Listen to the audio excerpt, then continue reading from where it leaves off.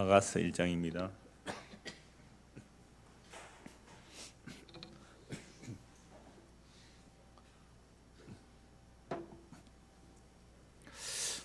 아가서 1장 1절에서 4절까지 함께 봉독하겠습니다. 솔로몬의 아가라, 내게 입맞추기를 원하니 내 사랑이 포도주보다 나음이로구나. 내 기름이 향기로워 아름답고 내 이름이 솟은 향기름 같으므로 처녀들이 너를 사랑하는구나. 왕이 나를 그의 방으로 이끌어 들이시니 너는 나를 인도하라. 우리가 너를 따라 달려가리라. 우리가 너로 말미암아 기뻐하며 즐거워하니 내 사랑이 포도주보다 더 진함이라. 처녀들이 너를 사랑함이 마땅하니라. 아멘. 지난주에 이어 오늘도 1절에서 4절까지 말씀을 보겠습니다. 오늘 본문을 보기 전에 먼저 고린도전서 2장 9절을 한번 보고 본문을 들어가도록 하겠습니다. 고린도전서 2장 9절 10절입니다. 신약성경 고린도전서 2장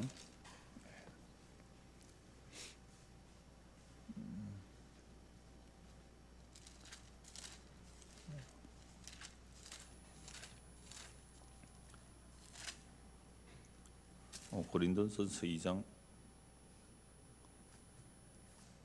2장 9절 9절 10절 두 절 모두 같이 읽겠습니다. 기록된 바 하나님이 자기를 사랑하는 자들을 위하여 예비하신 모든 것은 눈으로 보지 못하고 귀로 듣지 못하고 사람의 마음으로 생각하지도 못하였다 함과 같으니라. 오직 하나님이 성령으로 이것을 우리에게 보이셨으니 성령은 모든 것 곧 하나님의 깊은 것까지도 통달하시느니라. 아멘. 이 9절의 말씀이 이제 이사야 64장 4절의 말씀인데요. 십자가의 도를 전하는 겁니다. 이 십자가의 도에 대해서는 세상이 전혀 알지를 못한다는 거죠. 만약에 알았더라면 영광의 주를 십자가에 못 박지 않았을 것이다라고 말하면서 왜 이걸 몰랐느냐라고 하니까 이사야 성경이 이미 예언해 놓았다는 겁니다. 하나님이 자기를 사랑하는 자들을 위하여 예비하신 모든 것, 정말 참된 구원이죠. 그러니까 십자가를 통한 하나님의 자기 백성의 구원, 이것은 미리 예비해 놓았지만 눈으로 보지 못하고 귀로 듣지 못하고 사람의 마음으로 생각도 못한 구원의 방식, 이게 뭐라고요? 십자가를 통한 구원이에요. 이게 이제 고린도전서 1장부터 계속되는 말씀이죠. 십자가의 도는 미련하고 어리석어 보이니까 이건 사람들이 저 십자가로 구원할 것은 사실은 천사도 몰랐잖아요. 천사도 몰랐어요. 십자가로 구원할 줄은. 그러니까 하나님께서 이 예비해놓은 이 구원에 대해서는 사람들이 눈으로 보지도 못했고 귀로 듣지도 못했고 사람의 마음으로 생각도 못한 일이란 말이에요. 그럼 어떻게 알 수 있는 거예요? 오직 하나님의 성령으로 이것을 알겠다. 그래서 성경 구약이나 신약에 기록된 이 모든 계시의 말씀들은 성령의 감동으로 기록된 것인데 오늘도 우리가 성령의 감동, 성령의 조명이 없으면 이 성경을 해석할 수가 없다 이 말입니다. 그러니까 지혜와 계시의 영을 달라고 바울 사도가 기도한 것처럼 우리가 성경을 통하여 어떻게 해석을 해야 되느냐. 지혜와 계시의 영이 임한 사도들이 성경을 어떻게 해석했느냐를 보면 되는 거죠. 그래서 복음서 이후에 이제 사도들이 복음을 전할 때에 모든 구약 성경을 가지고 예수가 그리스도임을, 예수 그리스도를 그렇게 전하고 있는 거죠. 자, 그래서 오늘 왜 이 아가서를 보기 전에 이 말씀을 먼저 보느냐 하면 하나님의 이 말씀 아가서를 가지고 사람의 육적인 해석을 해버리는 거죠. 육적 해석을 버리면 이상의 남녀 관계를 풀어가는 겁니다. 육체적 해석을 하는 거죠. 그러면서 특히 이단 교주들은 이런 말씀을 가지고 자기를 중심으로 해석을 하는 거예요. 그래서 뭐 여자들을 가지고 나를 안아야 너희가 구원 얻는다 이렇게 말을 해요. 특히 예레미야 31장 22절 말씀 같은 경우에 하나님께서 새 일을 행하실 텐데 여자들이 남자를 둘러싸리라. 그럼 옛날에 번역은 여자들이 남자를 안으리라 이렇게 돼 있거든요. 그럼 여자들이 복수의 여자들이 한 남자를 막 둘러서서 그 남자를 안는다는 이런 표현이에요. 이런 걸 가지고 아주 막 세뇌시켜서 교주가 되면 어떻게 말할까요? 자기가 여기 말하는 남자다. 너희가 나를 둘러싸야 된다. 이렇게 말하잖아요. 이게 제임스 같은 경우 실제 이렇게 하고 있고 수많은 이단들이 이렇게 해요. 아가서도 잘못 해석을 하면 남자 여자의 사랑의 이야기를 마치 교주를 세워놓고 너희들은 나를 둘러싸야 되고 너희들은 나를 사랑해야 되고 여기에 복수의 여자들이 막 그 남자를 사랑하고 이러잖아요. 이런 식으로 밀교들도 얼마든지 이걸 이용할 수 있는 거죠. 그래서 제가 오늘 고린도전서 2장 9절 10절 먼저 읽은 이유는 정말 성경에 있는 내용들이 사람들이 생각하고 유추하고 할 수 있는 내용이 전혀 아니라는 거예요. 그게 이제 십자가의 복음인데, 그래서 성경은 성경으로 해석을 해야 되는 거죠. 그래서 우리가 지난주에 입맞춤에 대해서 보았잖아요. 내 사랑하는 님이여 나에게 입을 맞춰 주시오 라는 그 입맞춤이 뭘까라고 했을 때에 시편에 다 나오잖아요. 시편 2편에 하나님께서 하는 아들을 세우는 거죠. 세상이 요란하니까 내가 시온에 하는 아들을 세웠다. 너희는 그 아들에게 입 맞추라 그랬단 말이에요. 그런데 그 아들이 멋있고 영광스러우면 누구든지 입을 맞추려 할 텐데 그 아들이 어떤 모습으로 와요? 오늘 고린도전서 1장의 모습처럼 십자가에 못 박히는 모습으로 오니까 아무도 그게 입을 맞추기는커녕 입 맞춰서 팔아넘기고 오히려 예수를 향하여 침을 뱉었단 말이에요. 입을 맞춘 게 아니에요. 그런데 그 예수에게 입 맞춘 자들이 몇 사람 있죠. 그러니까 예레미야 31장 22절 말씀 같은 경우에는 여자들이 남자를 안으리라, 여자들이 남자를 둘러싸리라, 그건 교회를 말하는 거죠. 그 남자는 신랑이신 예수를 말해요. 이 시몬 같은 사람은 성령의 감동으로 성전에 들어갔을 때에 아기 예수를 품에 안았잖아요. 여자가 남자를 아는 거잖아요. 교회가 그리스도를 아는 거잖아요. 그때 교회가 정말 오늘 저와 여러분들 교회라면 예수 그리스도를 품에 안는 거예요. 그러면 뭐라고 말합니까? 주여 종을 평안히 놓아주시군요. 내가 오늘 주의 구원을 보았습니다. 이 시몬은 늙은 사람이에요. 늙었는데 죽을 수도 없는 거죠. 왜? 하나님 계시를 받았거든요. 너가 이스라엘의 구원을 보기 전에는 죽지 않으리라. 그래서 기다리고 있었단 말이에요. 그런데 성령의 감동이 와요. 성전으로 올라가라. 올라갔더니 마리아가 아기 예수를 가지고 정결 예식을 하는 것을 보고 그 아기를 받아 안죠. 여자가 남자를 아는 거잖아요. 교회가 예수를 아는 거죠. 그때 하는 고백. 그러니까 저와 여러분들이 정말로 예수 그리스도를 알고 예수를 믿었다라는 말은 누구를 아는 거예요? 신부된 교회가 예수를 아는 거예요. 그럼 예수를 알면 뭐라고 말해야 돼요? 주여 내가 이스라엘의 구원을 보았나이다. 주여 종을 이제야 평안히 놓아주시군요. 이게 무슨 말이에요? 이제 죽을 수 있군요. 이제 죽을 수 있군요. 이게 여자가 남자를 안는 이야기거든요. 근데 이걸 육체적으로 해석해서 이단의 교주들이 뭐요? 너희들이 날 안아야 구원은, 이 통일교회 그 피가름 교리라든지 이런 내용들이 다 우리 한국의 그 자생전 이단들은요 다 개보고 있어요. 통일교를 비롯해서 JMS, 신천지 할 것 없이 그 이단들의 교리들이 다 그런 식으로 이상하게 비유 해석을 해요. 아무리 아가스의 남자의 은밀한 이야기, 침실에 들어가는 이야기, 팔로 안고 하는 이야기들, 입맞춤의 이야기들은 다 무슨 얘기를 해야 돼요? 그리스도와 신부된 교회 이야기여야 되죠. 이런 내용들을 제가 쭉 연결해서 찾아보니까 성경에 또 다 나오더라고요. 자, 그래서 지난주에는 그 아가스의 서론과 2절에 입맞추어 달라는 내용을 보았습니다. 그러니까 우리 개혁에는 이게 성수, 남자, 여자 구별 잘 안 했는데 다른 번역을 보면 그 단어에 남성인지 여성인지 단수인지 복수인지 가지고 구별을 해요. 근데 엄격하게 구별 안 해도 돼요. 여자가 남자를 향하여 입 맞춰 줘 하면 남자도 여자를 향하여 뭐라고 해야 돼요? 나에게 입 맞춰 줘 할 수 있으니까 특별히 구별 안 해도 큰 상관은 없어요.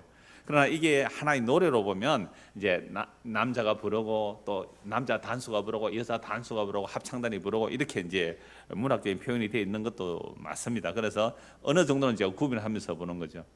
자, 그래서 지난주에 본 2절에서 여자가 남자에게 입을 맞추어 달라고 합니다. 이렇게 되는 것은 누가 먼저 등장을 한가요? 너무 멋진 남자가 등장한 거예요. 너무 멋진 남자가 등장한 거죠. 여자가 한눈에 반한 거예요. 그래서 그 남자를 향하여 나에게 입을 맞추어 달라라고 말합니다. 그러면서 하는 말이 네 사랑이 포도주보다 낫대요. 이미 남자의 사랑에 빠진 거예요. 한번 입맞춤을 하고 나니까 그 입맞춤의 향기가 너무 달콤한 거예요. 그래서 그 사랑이 포도주보다 낫다라고 말하는 겁니다. 그럼 오늘 또 4절에 보면 이렇게 말하죠. 왕이 나를 그의 방으로 이끌어 들이시니 너는 나를 인도하라. 우리가 너를 따라 달려가리라. 우리가 너로 말미암아 기뻐하며 즐거워하니 네 사랑이 뭐보다 낫다고요? 포도주보다 진함이라. 처녀들이 너를 사랑함이 마땅하니라. 그러니까 오늘은 그 사랑이 뭐보다 낫다고요? 포도주보다 낫다. 그 신랑하고 한번 입을 맞췄더니 그 달콤함이, 그 향기가 포도주보다 낫대요. 그런 이건 입맞춤은 사실은 꼭 우리 문화에서는 입맞춘다는 게 좀 이상하잖아요. 이거 유대는 입맞춤이라고 지난주 말씀드렸잖아요. 그런데 그 예수님의 발 앞에 앉아서 말씀을 들었던 마리아, 예수님이 입을 안 맞춰도 그 예수님이 뭘 보고 있는 거예요? 입을 보고 있는 거죠. 그것도 하나의 뭐예요? 입을 맞추는 거잖아요. 그 입에서 나오는 말씀을 받는 거잖아요. 그런 식으로 입을 맞춘다는 개념을 이렇게 확장시켜야 돼요. 자, 그런데 오늘 말씀은 그 사랑 나에게 입 맞춰줘 하고 입을 맞췄더니 그 향기가 어떻다고요? 포도주보다 더 진하다, 포도주보다 낫다라고 합니다. 그럼 포도주가 성에서 어떻게 쓰이는지를 봐야 이제 이 말씀을 또 알 수가 있겠죠. 제가 옛날에 어떤 책을 봤는지 누구 말을 들었는지는 모르겠는데 아주 오래 전이라서 이런 얘기를 했어요. 어떤 남자 여자 결혼을 했어요. 그러니까 이 여자는 그 남자가 이제 첫사랑이었대요. 그러니까 이 남자가 이 여자를 사랑하면서 뽀뽀를 한 거죠. 뽀뽀를 했는데 달콤하더래요, 여자가. 그러니까 이거 뽀뽀를 하는 것은 달콤하구나라고 알았는데 나중에 알고 봤더니 그 남자가 입에 사탕을 물고 있었대요. 그래서 이 사람은 뭐 얼떨결에 처녀가 뭐 알아요, 첫 키스인데. 근데 뽀뽀를 하니까 그 키스는 달콤하구나. 그래서 달콤한 키스라 그랬다고 얘기를 들었어요. 이게 그런 의미가 아니에요. 정말로 사랑하는 님과 입맞춤을 하고 나니까 정말 포도주보다 더 낫다는 거야. 너무 향기롭고 너무 좋다는 거죠. 그래서 포도주를 성경에서 어떻게 사용하고 있느냐면, 여러분 떡과 포도주는 거의 주식과 마찬가지입니다. 멜기세덱이 아브라함에 뭘 준비해서 줘요? 떡과 포도주를 주잖아요. 떡과 포도주는 거의 주식과 마찬가지인데, 그래서 포도주는 그뿐 아니라 하나님께 드리는 뭐요? 제사, 제물로 드립니다. 전제, 부어 드리는 제사할 때 포도주를 부어 드리는 제사, 하나님께 제물이 되거든요, 포도주는. 그리고 치료용으로도 사용합니다. 포도주를 부어서 치료용으로 사용하고요.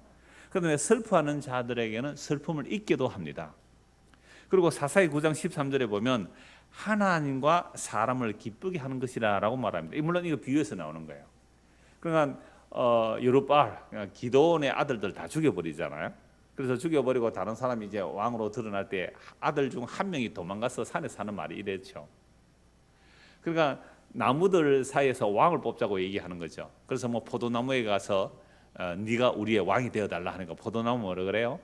하나님을 기쁘시게 하고 사람을 기쁘게 하는 이 열매를 버려두고 내가 나무들의 왕이 되겠느냐, 이렇게 말을 해요.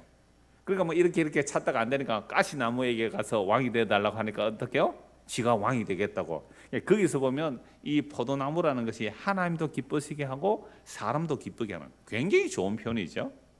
그러면서 또 뭐 슬퍼하는 자들에게는 포도주를 줌으로 뭐 잊어버리게 하라, 이런 것도 있고요. 그 다음에 시편 104편 15절에 보면 사람의 마음을 기쁘게 하는 포도주래요. 포도주는 약용으로 제사로도 또 슬픔을 잊게 해도, 특히 잔치집에 포도주가 떨어지면 이건 낭패잖아요. 그 포도주로 취하는 기분 좋은 아주 만족함, 이런 내용들이죠. 그러니까 그 진한 포도주 또는 그 맛있는 포도주, 달콤하고 향기로운 그 포도주보다 더 나은 것이 뭐라고요? 당신의 입맞춤이라, 당신의 사랑이라는 거예요. 이건 설명으로 안 됩니다. 사랑을 해보셔야 할 거예요. 정말 사랑하는 사람을 만나면 이런 느낌이 이게 무슨지 알 수 있을 거예요. 그러니까 포도주는 정말 중요하고 귀한데 그 사랑을 맛보고 나니까 뭐보다 나은 거예요? 포도주보다 낫다는 거예요. 이게 예수님과 우리의 사랑이에요. 예수님이 신랑이고 우리가 신부라면 예수님과 우리의 사랑이 이루어야 돼요. 그러니까 오늘 저와 여러분들이 예수님을 신랑으로 믿는다면 무슨 관계가 돼야 돼요? 달콤한 그 포도주보다 더 진한 향기를 예수에게서 맡아야 되잖아요.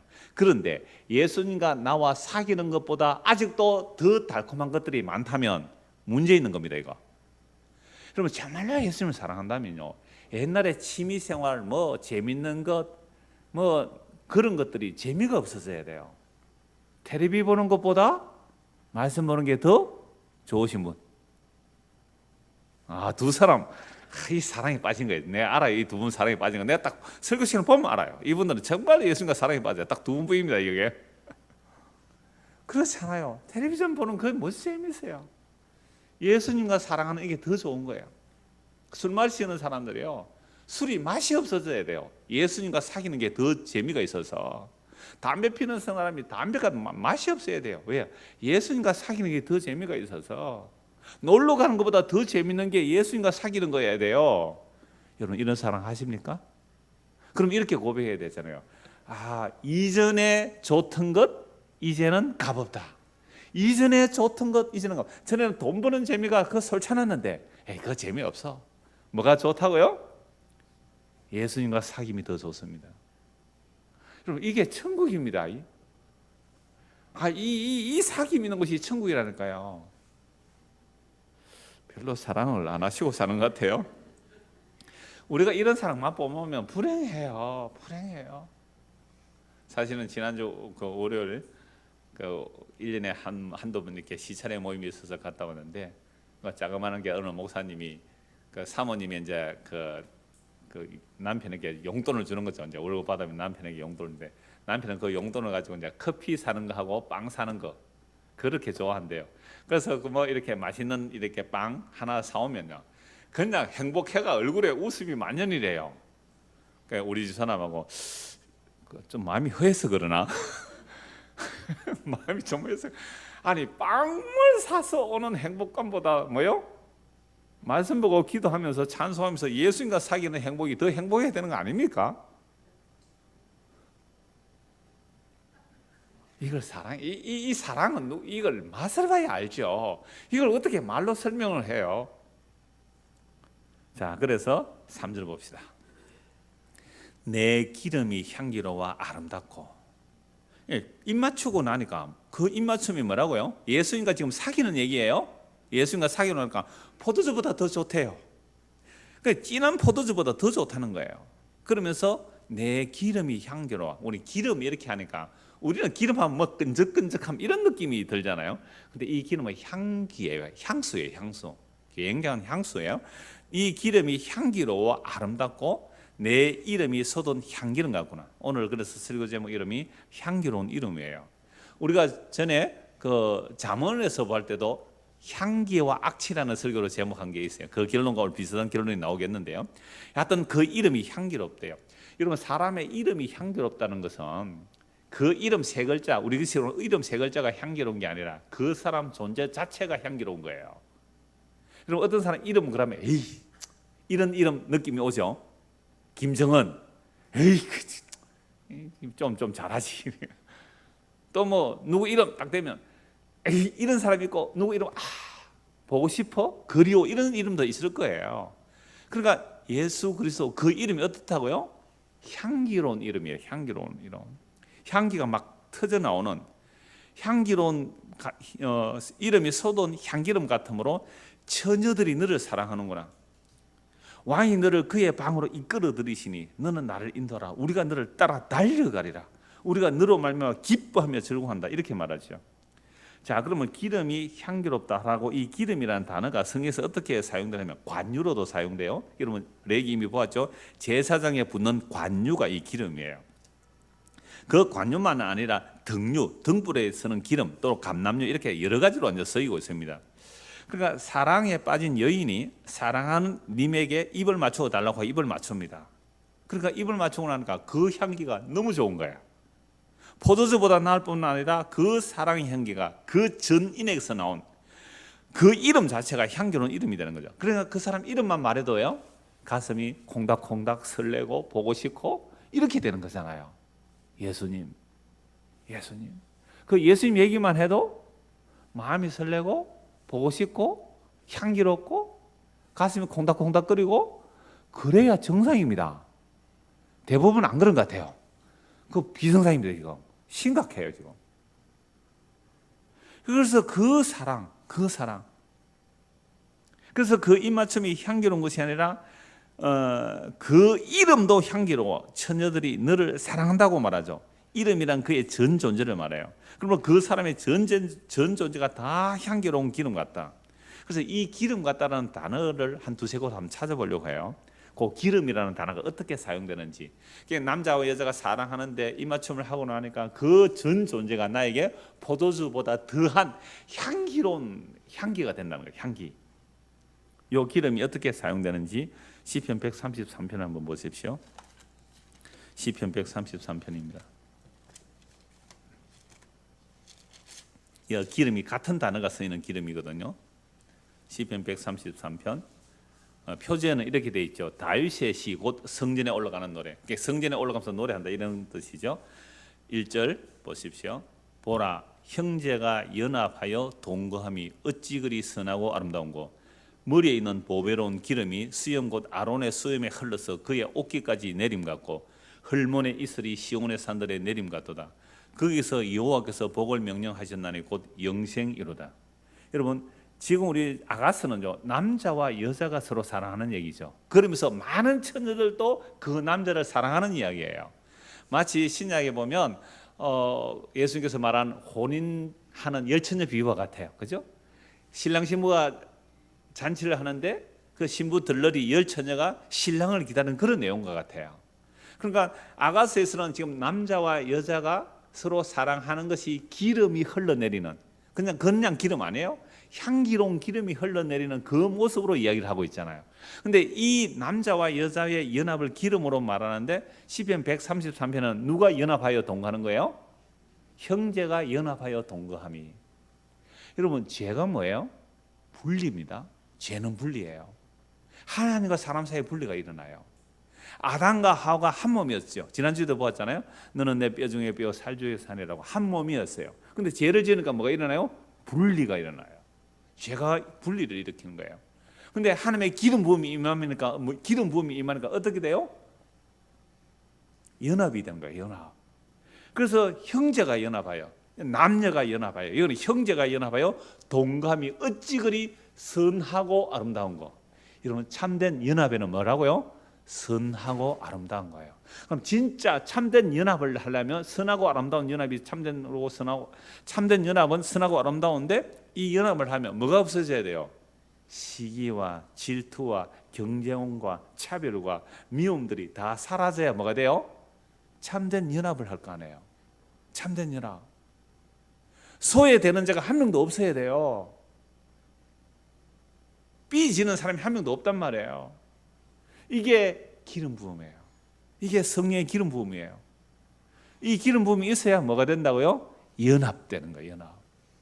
그래서 남자와 여자의 사랑이 그 기름 부음 같을 뿐만 아니라 형제가 서로 연합하는 것도 선하고 아름다운데, 연합하여 선하고 아름다운데 바로 머리에 있는 기름, 이 기름 같은 기름이요. 그 기름, 머리에 있는 보배로운 기름이 수염 곧 아론의 수염이 흘러서 그의 옷깃까지 내린 것 같고 헤르몬 산의 이슬이 시온의 산들에 내린 것 같도다. 그 이슬로 인하여 그 요단강의 수온이 풍부해지는 거예요. 거기서 여호와께서 복을 명령하셨나니 뭐예요? 영생이로다. 그러니까 기름 부음으로 연합되어지는 그 복이 어떤 복입니까? 영생이죠. 신부인 우리가 신랑인 그리스도와 성령으로 연합될 때 이건 무슨 복이에요? 영생이로다. 이게 다 형제가 연합하여 동감이 선하고 아름다웠다. 이게 뭐라고요? 이 복이 영생이로다.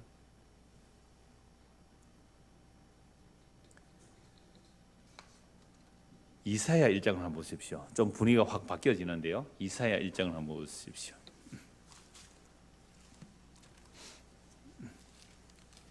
여기서는 기름이 어떤 모습으로 사용되는지 한번 보십시오. 이사야 1장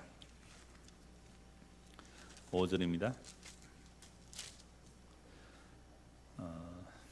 2절부터 보죠. 하늘이여 들으라, 땅이여 귀를 기울이라. 여호와께서 말씀하시기를 내가 자식을 양육하였거늘 그들이 나를 거역하였도다. 소는 그 임자를 알고 나귀는 그 주인의 구유를 알건만은 이스라엘은 알지 못하고 나의 백성은 깨닫지 못하는도다 하였도다. 슬프다 범죄한 나라요 허물진 백성이요 행악의 종자요 행위가 부패한 자식이로다. 그들이 여호와를 버리며 이스라엘의 거룩한 일을 만홀히 여겨 멀리하고 물러갔도다.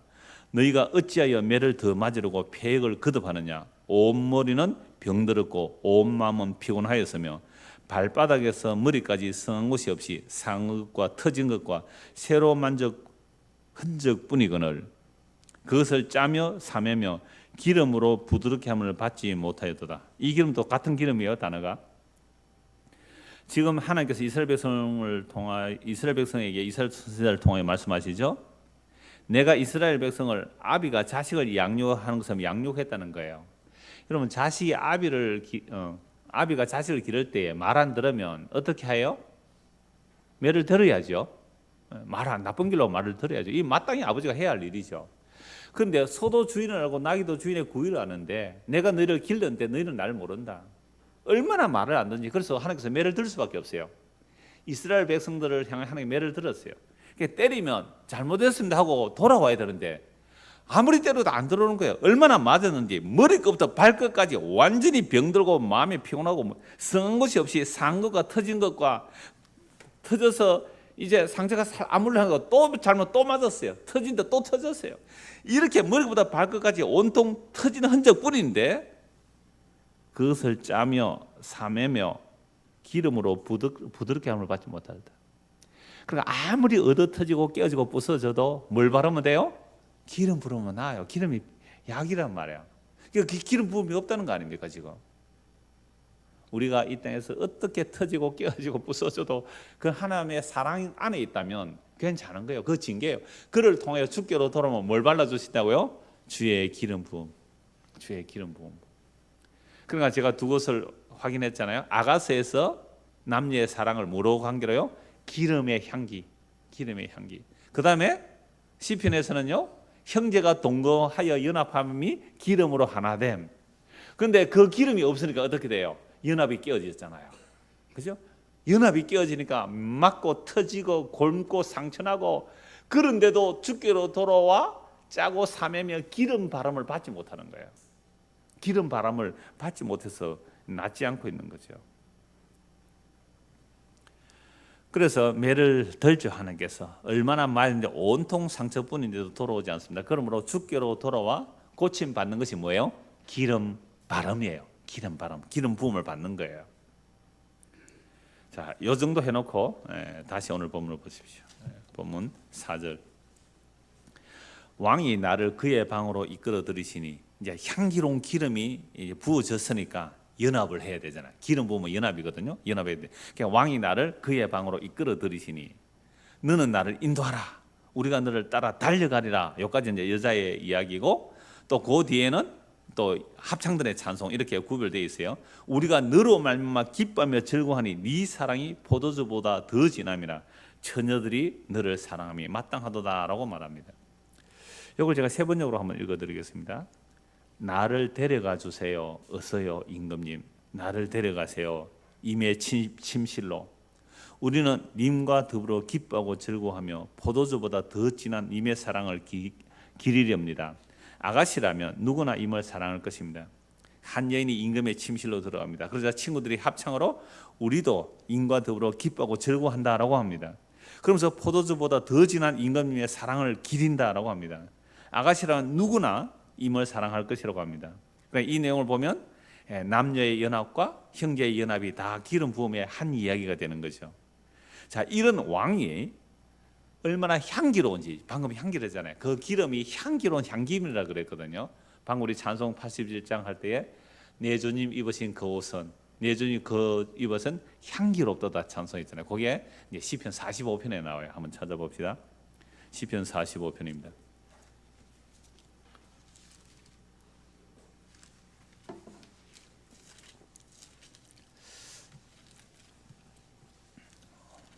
제가 원고에는 몇 구절만 인용했는데 아예 처음부터 다 읽겠습니다. 45편. 고라 자손의 마스길, 마스길이라는 교훈이라는 뜻이고요. 무슨 노래로 되어 있어요? 사랑의 노래예요. 어떤 사랑의 노래요? 임금님과의 사랑의 노래예요. 임금님과 여인의 그 왕비의 왕후의 아름다운 사랑의 노래예요. 따라 인도자를 따라 소사님 어떤 곡제에 맞춘 노래 이렇게 되어 있죠. 내 마음이 좋은 말로 왕을 위하여 지은 것을 말해. 그러니까 왕을 찬송하는 거죠. 왕을 노래하는데 왕이 결혼하는 그런 내용이에요. 왕을 위하여 지은 것을 말하리라. 내 혀는 글솜씨가 뛰어난 서기관의 붓것과 같도다. 왕은 사람들보다 아름다워 은혜를 입술에 머금으니 그러므로 하나님의 왕에게 영원히 복을 주시도다. 보세요. 왕은 사람들보다 아름다워 은혜를 입술에 머금으면 돼요. 그 입술에 뭐가 있다고요? 은혜를 머금고 있는 왕 누구예요? 예수님이죠. 그 입에서 뭐가 나와요? 은혜의 말씀이 나오잖아요. 요한복음 1장에 보면 우리가 그 영광을 보니 은혜와 진리가 충만하더라. 그 왕의 입에서 은혜가 나오는 왕이 누구예요? 예수님이잖아요. 다윗도 은혜가 한 번씩 나왔죠. 솔로몬도 은혜가 한 번씩 나왔죠. 그러나 늘 은혜가 나오는 게 아니었잖아요. 솔로몬이 늘 은혜가 안 나왔어요. 다윗도 늘 은혜가 안 나왔어요. 하나님의 입에서 늘 은혜가 나오는 왕이에요. 왕은 사람들보다 아름다워 은혜를 입술에 머금으니 그러므로 하나님의 왕에게 영원히 복을 주시. 그럼 우리는 누구하고 입 맞춰야 돼요? 예수님하고 입 맞추면 뭐가 나와요? 은혜가 나옵니다. 그게 기름이며 달콤한 향기예요. 은혜가 나오는 거예요. 용사여 칼을 허리에 차고 왕의 영화와 위엄을 이옵소서. 이게 다윗인지 이게 솔로몬인지 몰라요. 그런데 나중에 아가서 보면요, 솔로몬이 왕의 행렬을 하는데 용사들이 그죠? 칼을 차고 왕을 막 호위하고 이런 거 있잖아요. 이런 모습이 여기도 나와요. 용사여 칼을 허리에 차고 왕의 영화와 위엄을 입으소서. 왕은 진리와 온유와 공의를 위하여 왕의 위엄을 세우시고 병거에 오르소서. 왕의 오른손이 왕에게 놀라운 일을 가르치리다. 왕의 화살은 날카로운 왕의 원수의 염통을 뚫으니 만민이 왕의 앞에 엎드러지는다. 하나님이여 주의 보좌는 영원하며 주의 나라의 규는 공평한 규이니이다. 보세요. 결국 이 왕의 이야기는 누구 얘기예요? 하나님의 영원한 보좌의 이야기잖아요. 이스라엘의 왕은 하나님의 그 왕의 통치를 실현해야 될 왕들의 모습이죠. 그런데 어느 왕도 온전한 그런 왕이 없었어요. 정말로 정의와 공의와 그 입술에 은혜만 나오는 왕은 없었지 않습니까? 그러니까 결국 이 말씀들도 다 그리스도의 그 왕대심을 말하고 있는 거죠. 7절 왕은 정의를 사랑하고 악을 미워하시니 그러므로 하나님 곧 왕의 하나님이 즐거움에 뭘 부어주신다고요? 기름을 부어. 기름 부으면 왕이 누구예요? 그리스도잖아요. 그리스도. 히브리 말로 메시아, 헬라로 그리스도. 기름 부은 왕, 그 얘기예요. 그 기름을 부어 왕의 동료들보다 뛰어나게 하셨나이다. 왕의 모든 옷은 뭐요? 모략과 침향과 육개의 향기가 있으며 상하궁에서 나오는 현악은 왕을 즐겁게 하는 거다. 오늘 이거 4절의 이야기를 확장하는 거예요. 아가스 1장 4절에 왕이 나를 어디로 데려간다고요? 왕궁으로 침실로 들어가는 거예요. 향기가 가득해요. 왕이 옷에는 모략과 침향과 육개의 향기가 가득해요. 내 주님 입으신 그옷 내가 만져보다다. 그 향기 사무쳐. 그 향기가 나오는 거죠. 왕을 가까이 하는 여인들 중에는 왕들의 딸이 있으며 왕은 오빌의 금으로 꾸미고 왕의 오른쪽에 서도다. 이 여인이 많잖아요. 그죠? 이걸 교회로 얘기하죠. 딸이여 듣고 보고 귀를 기울일지어다. 내 백성과 내 아버지의 집을 잊어버릴지어다. 그리하면 왕이 내 아름다움을 삼으실지라. 그는 내 주인이시니 너는 그를 경배할지어다. 제가 종종 이 말씀 인용했습니다. 제가 결혼한 우리 딸 보고도 그랬죠. 너 시집을 갔으면 무엇을 잊어라? 친정을 잊어라. 일주일에 한 번씩 전화 오는 것 같아요. 일주일에 한 번씩 안 해도 된다. 한 달에 한 번 해도 된다. 친정을 잊어라 이랬어요. 왜 이 말씀을 왜 이렇게 말합니까? 딸이여 듣고 보고 귀를 기울일지어다. 네 백성과 네 아버지 집을 잊어버리라. 진짜 멋진 신랑 만나면, 진짜 멋진 신랑 만나면 뭐 잊어버린다고요? 내 아버지 집과 친정을 잊어버리라. 친정이 어디예요? 우리의 친정이 어디예요? 애굽 아닙니까? 우리의 친정이 애굽 아니에요. 애굽 잊어버리라. 진짜 그 멋진 신랑을 만나면요, 옛날 애굽에 지나간 때에 이전에 좋던 것들이 생각이 안 나야 되는 거 아니에요? 나는 당신으로 만족해요. 나는 당신으로 만족해요. 나는 다른 데 관심 없어요. 당신의 향기로 만족해요. 딸이여 듣고 보고 귀를 기울자. 네 백성과 네 아버지 집을 잊어버리라. 그리하면 왕이 네 아름다움을 사모하실지라. 그는 네 주인이시니 너는 그를 경배할지어다. 이게 사랑이죠. 왕과 그 왕의 아내들의 사랑이에요. 자, 좀 더 봅시다. 12절 두루에 따른 예물을 드리고 백성 중 부한 자도 내 얼굴 보기를 원하리로다. 왕의 딸은 궁지에서 모든 영화를 누리니 그의 옷은 금으로 수놓다. 왕의 가족이죠. 이게 딸의 얘기가 나와요. 수놓은 옷을 입은 그의 왕께로 인도를 받으며 시종하는 친구 처녀들도 왕께로 이끌려갈 것이다. 그게 혼인잔치의 비유잖아요. 그들은 기쁨과 즐거움으로 인도를 받고 왕궁에 들어가리로다. 영원한 왕궁에. 왕의 아들들은 왕의 조상들의 계승할 것이다. 왕이 그들로 온 세계의 군왕을 삼으리로다. 내가 왕의 이름을 만시에 기억하게 하리니 그러므로 만민이 왕을 영원히 찬송하리로다. 영원히 찬송 받으실 왕, 그 입에 은혜가 머금은 그 왕, 공의와 정의와 진실로 행하시는 그 왕, 그 왕과 뭐 해야 돼요? 우리가 지금 입 맞춰야 되잖아요. 주여 나에게 입 맞춰줘. 그 입 맞춤을 받고 나니까 그 향기가 사무쳐. 그 사랑이 너무 달콤해. 세상에 그 어떤 것들도, 어떤 포도주도, 어떤 옛날에 즐겁던 것들이 하나도 안 좋아요. 그거 다 잊어버려요. 친정도 뭐고 다 잊어버려요. 내 눈에는 당신만 보여요. 내 눈에는 당신만 들려요. 내가 밥을 먹든지 공부를 하든지 일을 하든지 설교를 하든지 내 눈에는 당신만 보여요. 이게 진짜 사랑이에요. 물론 이게 늘 그러면 좋겠는데 적어도 하루에 몇 분은 그래야 될 거 아니에요. 이거 좀 늘려가야죠. 그 사랑. 이 사랑을 여기서 맛보고 이 사랑이 너무 좋아요.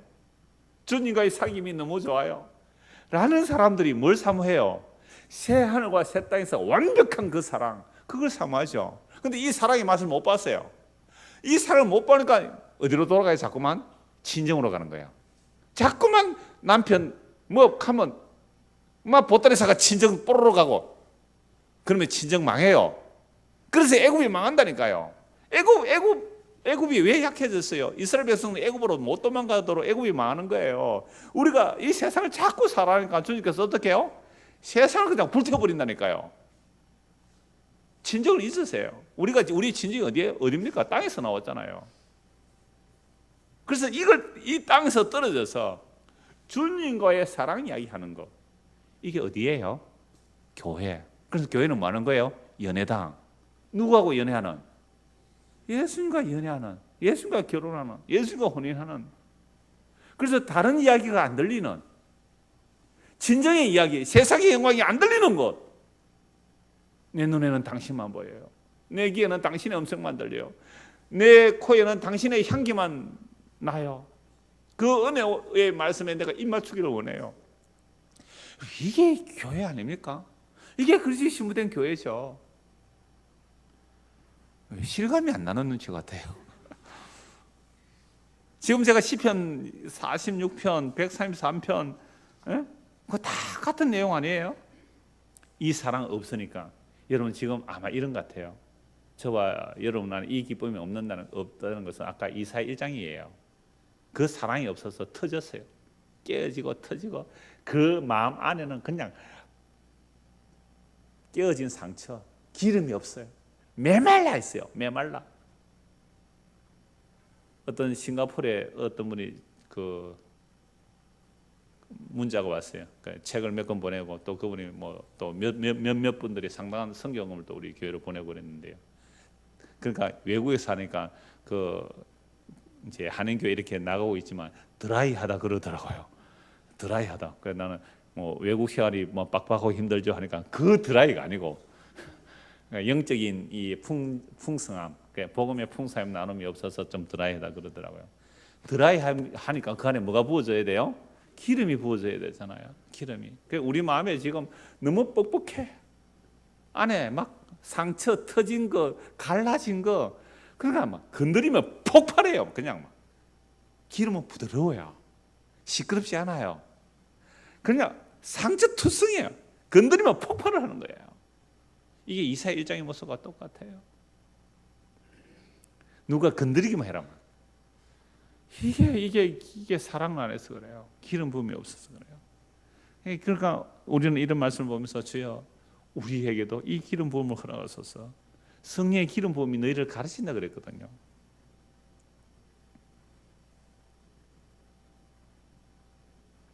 예, 다시 오늘 본문 4절을 보십시오. 아가서 1장 4절입니다. 왕이 나를 그의 방으로 이끌어 들으시니 너는 나를 인도하라. 우리가 너를 따라 어떻게 한다고요?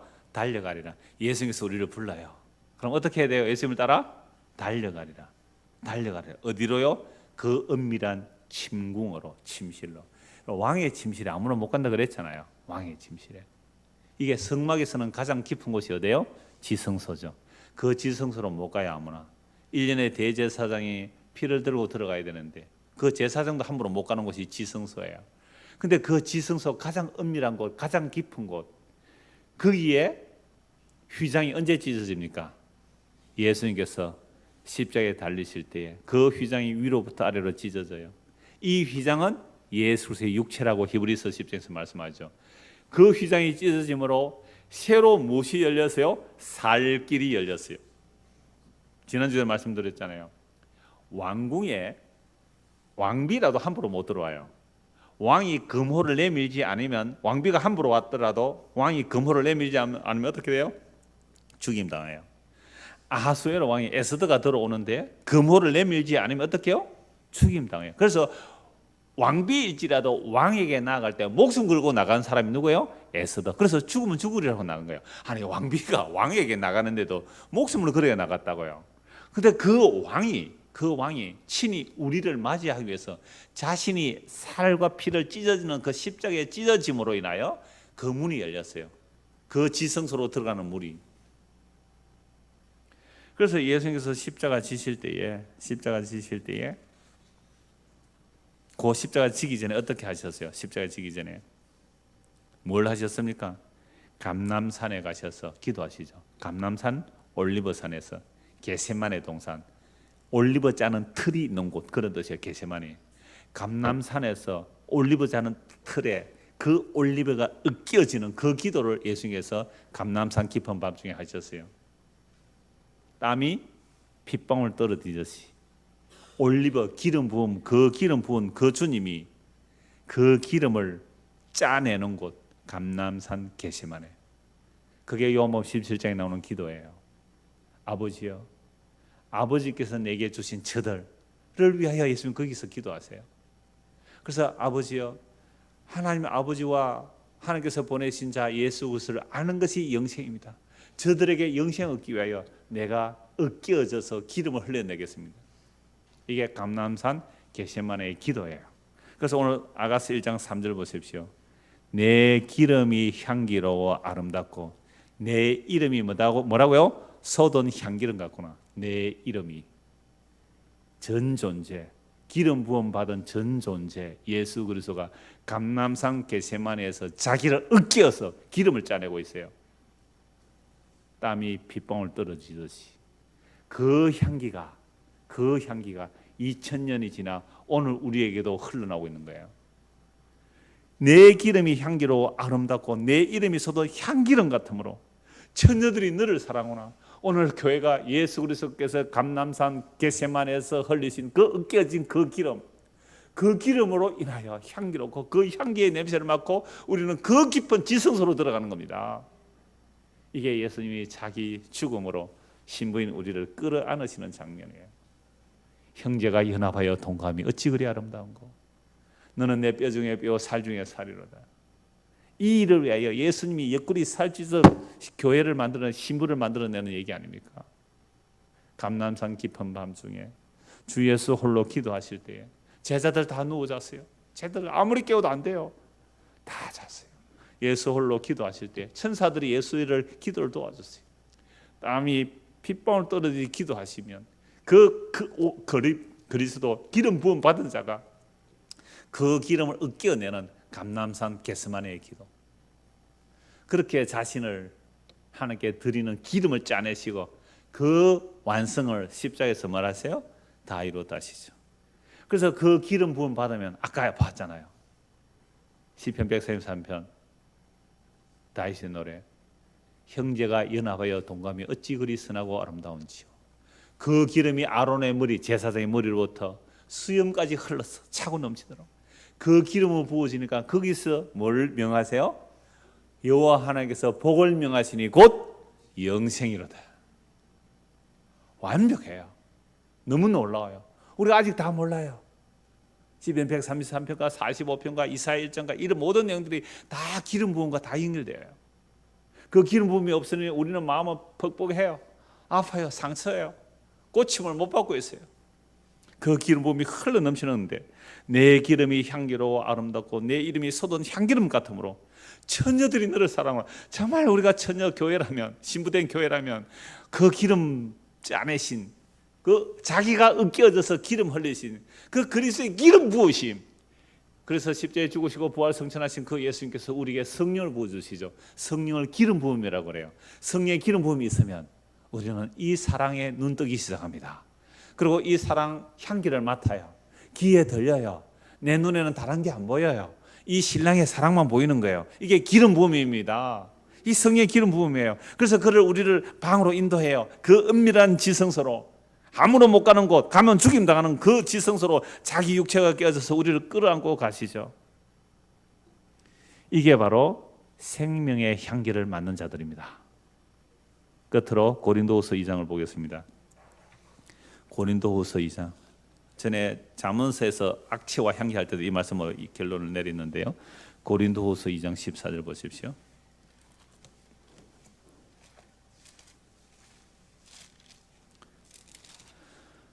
2장 14절 12절부터 보겠습니다. 내가 그리스도의 복음을 위하여 드로아의 이름에 주 안에서 문이 내게 열렸으되 내가 내 형제 디도를 만나지 못하므로 내 심령이 편하지 못하여 그들을 작별하고 마게도냐로 갔노라. 자, 지금 복음 전하는 바울이 하는 말입니다. 항상 우리를 그리스도 안에서 이기게 하시고 우리로 말미암아 각 처에서 그리스도를 아는 냄새를 나타내시는 하나님께 감사하노라. 그러니까 복음 전한다는 것은 각 처에서 무슨 냄새를 풍기는 거예요? 그리스도를 아는 냄새. 그 냄새라는 단어가 좀 안 좋아요. 그리스도라는 향기를 이렇게 하는 게 더 좋아요. 그래서 세 번역에는 아예 향기라고 합니다. 그리스도의 향기를, 그리스도 향기를 나타내시는 하나님께 감사하노라. 우리는 구원받는 자들에게나 망하는 자들에게나 하나님 앞에서 그리스도의 향기니, 이 사람에게는 사망으로부터 사망이 일어나는 냄새요, 저 사람에게는 생명으로부터 생명이 일어나는 냄새라. 누가 이 일을 감당하리요? 우리는 수많은 사람들처럼 하나님의 말씀을 혼잡하게 하지 아니하고 곧 순전함으로 하나님께 받은 것 같이 하나님 앞에서와 그리스도 안에서 말하노라. 순전한 기름, 그리스도의 성령 기름 부으심, 정말 온전한 그리스도의 그 복음을 전하면 이 복음에는 다른 거 섞으면 안 돼요. 온전한 그 복음을 전할 때에 선명하게 냄새가 나눠져요. 어떤 사람에게는 생명의 향기, 어떤 사람에게는 사망의 냄새. 그런데 이게 사망 같기도 하고 향기 같기도 하고 향기 같기도 하고 사망 같기도 한다는 것은 이거 뭐예요? 섞은 거예요. 이거 제가 세 번역으로 한번 읽어드릴게요. 그러나 그리스도의 계신 행렬에 언제나 우리를 참가시키시고 그리스도를 아는 지식의 향기를 어디에서나 우리를 통하여 풍기게 하시는 하나님께 감사를 드립니다. 우리는 구원을 얻는 사람들 가운데서나 멸망을 당하는 사람들 가운데서나 하나님께 바치는 그리스도의 향기입니다. 그러나 멸망을 당하는 사람들에게는 죽음에 이르게 하는 죽음의 냄새가 되고 구원을 얻는 사람들에게는 생명에 이르게 하는 생명의 향기가 됩니다. 이런 말을 누가 감당할 수 있겠습니까? 우리는 저 많은 사람들처럼 하나님의 말씀을 팔아서 먹고 살아가는 장사꾼이 아닙니다. 우리는 하나님께서 보내신 일꾼답게 진실한 마음으로 일하는 사람들입니다. 우리는 하나님 보시는 앞에서 그리스도 안에서 말하는 것입니다. 복음에 다른 거 섞지 말라는 거죠. 복음에 다른 거 섞지 않으면 정말로 생명에 이를 자들은 그 십자가의 복음, 겉으로 보면 저주받아 죽은 죽음, 로마 반역하다가 처형당한 죽음, 무력하고 조롱당한 그 수치스럽고 무력하고 나약한 죽음인데, 하나님의 구원받은 백성들은 그 십자가의 복음이 뭐로 들려지고요? 생명의 향기로 맡아지는 거예요. 그런데 구원받지 못하는 자들에게는 그냥 껍데기만 보이는 거예요. 저주받은 저 십자가, 침 뱉고 돌아가서는 십자가, 그들에게는 십자가의 복음이 뭐로 들리고요? 사망의 냄새로 맡아져요. 이게 배경이 이런 거죠. 로마 시대 때에 로마 장군이 외국에 가서 전쟁에서 승리하고 와요. 전쟁에서 승리하고 오면 앞에 막 향을 피운대요. 향기, 연기 나는 좋은 향기를 막 피우죠. 왜 뭐 포로들 잡혀오면 온갖 냄새도 날 거 아니에요. 그러니까 승리한 자들에게는 그 향기가 무슨 냄새고요? 승리의 향기지만 포로로 잡혀오는 자들에게는요, 실패와 죽음의 냄새잖아요. 예수님의 십자가가 이렇다는 거예요. 오늘 두 곳의 부고를 들었습니다. 한 사람은 노현의 목사님인데요, 제가 고시부에서 만난 목사님입니다. 제가 우리 노현의 몇몇 목사님 참 좋아하는 목사님인데, 제가 좋아하는 목사님 빨리 가셨어요. 얼마 전에 그 진동중앙교회 목사님. 우리 교회가 뭐 제가 오기도 전에, 제가 여기 20년 전에 오기도 전에 교회가 참 어렵다고 할 때에 그 목사님이 그 이자도 받지 않고 돈을 뭐 1년인가 제법, 그 당시에 제법 큰 돈을 빌려 주셨대요. 최근에도 뭐 그렇게 하시다가 가신 목사님인데, 이분 대장암이죠. 발견되고는 아예 모든 뭐 그 치료를 거부하고 조용히 가셨어요. 70세 되기, 근 70세 다 되셨는데 가셨어요. 그 다음으로 제가 또 좋아하는 목사님 한 분 계시는데, 그 목사님 고시부에서 만난 분인데, 이분은 전에 교도소 교도관 하시다가 은혜 받고 또 이제 목사가 되신 분인데 참 좋았어요. 제가 이미지 참 좋았던 목사님인데 어제 돌아가셨대요. 그러니까 내일 발인을 해서 제가 오늘 수요 예배 후에 바로 제가 문성을 가려고 합니다. 그래서 나중에 마치고 기도는 5분 안에 맞춰주시기 바랍니다. 제가 문 닫고 가려고 합니다. 그래서 가려고 하는데 오늘 오후에 설교 중에 울산에 이병태 집사가 전화 왔습니다. 저도 좀 아는 분이고 우리 교도 몇 분 오신 분이에요. 그 이승희 집사가 쭉 교제를 했는데 고 이승희 집사님은 우리 교회 10년을 이렇게 출석하셨던 분이에요. 부산에 계시는 분인데 그래서 또 따로 이렇게 모임을 하시고 그 이후로도 우리는 계속 교제를 했습니다. 아마 저 딸 결혼식 때 이승희 집사 보신 분들 계실 텐데요. 이병태 집사가 와서 돌아가셨다는 연락을 받았습니다. 제가 내일 가서 일관을 하고 또 모레 발인도 하기로 제가 했습니다. 그 이승희 집사 본인은요 늘 참 천국의 소망 두고 살았어요.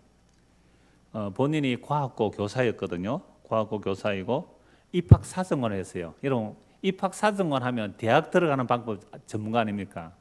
근데 딸 둘이 있고 아들인데 막내 아들이 고등학교 2학년 때 아빠 나 대학 가기 싫어요. 가지 마. 그래서 엄마가 하는 그 바리스타 일 그거 하면서 지금 딴 일 할 거예요. 자기 일 하고 있어요. 저는 그걸 보면서 얼마든지 입학 사정관으로 뭐 학종 마련해서 대학 가는 거 누구보다 잘 아는 사람인데 대학 가기 싫다면 가지 말라 그랬어요. 그래서 우리 집사람하고 늘 하는 이야기가 야 예수 믿는 사람이 저래야 되지 않겠느냐. 아니 입학 사정관인데 대학 안 가도 상관없다는 거예요. 예수 믿고 살면 되지. 그랬던 분이에요.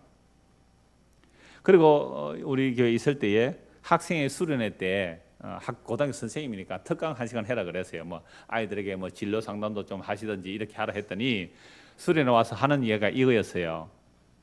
진로 하면서 모든 사람이 가는 길. 그게 다윗이 솔로몬에게 한 말이거든요. 나는 모든 사람이 가는 길로 간다. 그러므로 솔로몬아 넌 하나님 말씀 잘 들어. 이게 진로입니다. 이렇게 하신 분이에요. 그렇게 그 길을 가기를 원했는데 오늘 갔어요.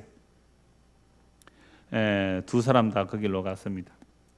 저는 이 두 분 다 예수님을 믿는 사람으로 알고 있습니다. 이런 사람의 죽음은 막 죽기 싫어서 막 바동바동 된 그런 게 아니에요. 이승희 집사님도 항암 거부하고 그저 자가치료하다가 가셨는데요. 그분들의 삶의 편린들 다는 알 수 없어요. 적어도 삶의 편린들을 보면 정말로 모든 사람이 가는 그 길을 두려워하거나 불안해한 게 아니에요.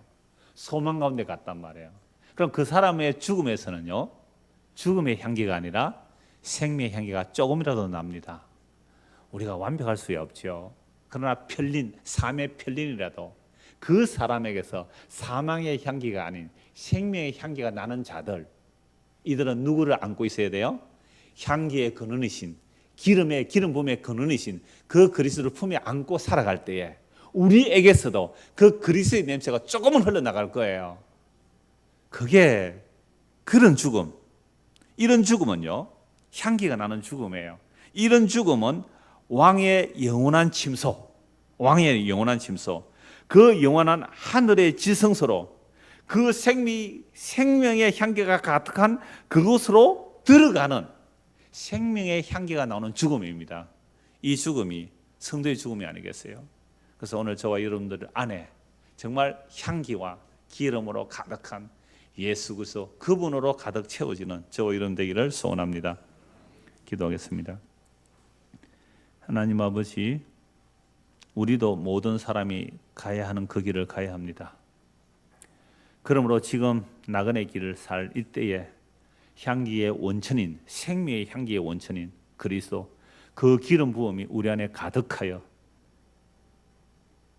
참으로 주께서 명하시는 그 기름 부음으로 인하여 연합한 그 선하고 아름다운 모임, 그 하나됨, 그곳에서 명하신 하나님의 복이 영생이라고 하여 사오니 영원한 생명을 우리 마음 가득히 품고 살아가는, 그래야 이웃에게서도 이 생명의 향기가 드러나는 성도의 길로 우리를 인도하여 주시옵소서.